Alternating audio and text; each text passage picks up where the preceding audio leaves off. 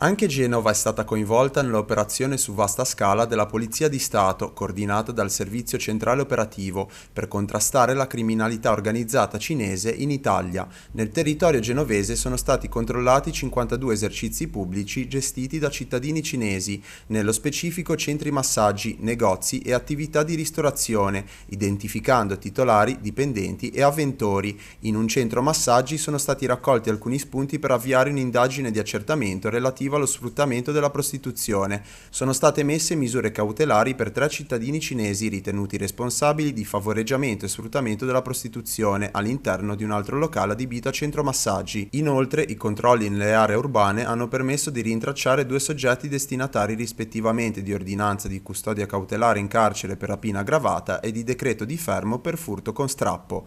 A livello nazionale, la maxi operazione ha portato all'arresto di 13 persone, a 31 denunce e al sequestro di 550 grammi di shabu, droga sintetica proveniente dall'Asia, pari a circa 5.500 dosi. L'operazione ad alto impatto ha riguardato 25 province italiane distribuite su tutta la penisola ed è stata finalizzata al contrasto della criminalità di origine cinese.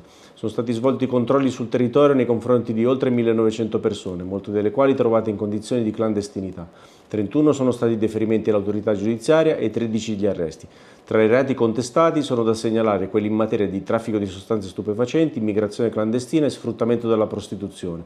Sono stati svolti inoltre controlli nei confronti di esercizi commerciali, 305 ed elevate contravvenzioni amministrative per oltre 73.000 euro. Tra le attività illecite associate alla criminalità cinese si segnala la vala, ovvero l'esercizio abusivo e clandestino dell'attività bancaria, in grado di consentire il trasferimento in nero di ingenti somme di denaro da un continente all'altro, sistema spesso utilizzato dalle organizzazioni criminali, anche diverse da quelle cinesi, come mezzo di pagamento nell'ambito dei traffici criminali e per il riciclaggio di denaro. È stata documentata anche la presenza di una vera e propria ala armata della delinquenza di matrice cinese, con il compito di intimidire e compiere gravi reati di sangue.